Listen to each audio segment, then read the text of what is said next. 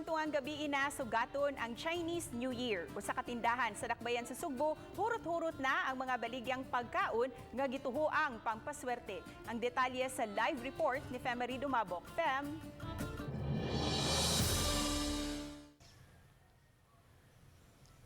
Yes, Cecil, kay buntag pa lang dagsa na mga mamalitay niining mga pagkaon nga gituhang pampaswerte.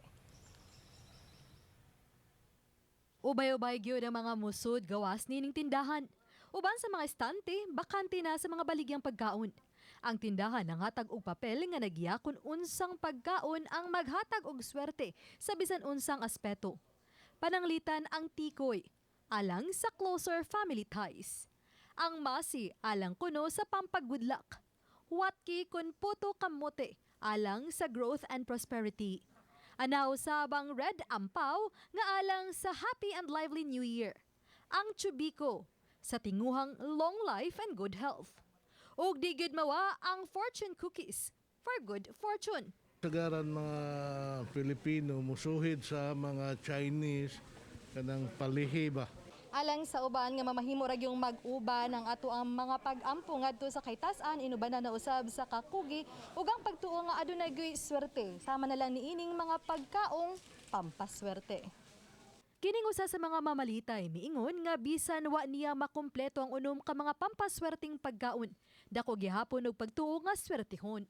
First, maski sa kalisod ron sa panahon og sa mga hitabo ron sa pandemic still, di man dyan na pwedeng mawad-an tag hope. Pero syempre, first prayer gyud. And then second, kaning mga lucky charm nila. Anaw sab mapalit nga Chinese Joe's Sticks. Gamit pagtawag sa mga espiritu. Ug kining papel nga kwarta daw alang sa mga espiritu.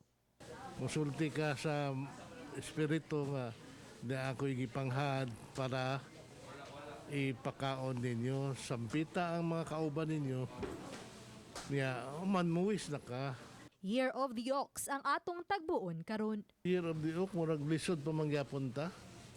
Kaya kana sila mo, mangita mo yun na sila kaon. Plus kaning pandemic, di pa man gini mahuman. Mukugi ka, nako yung posibilidad nga naa kay matigom. Niya, dili po mo pataka gasto.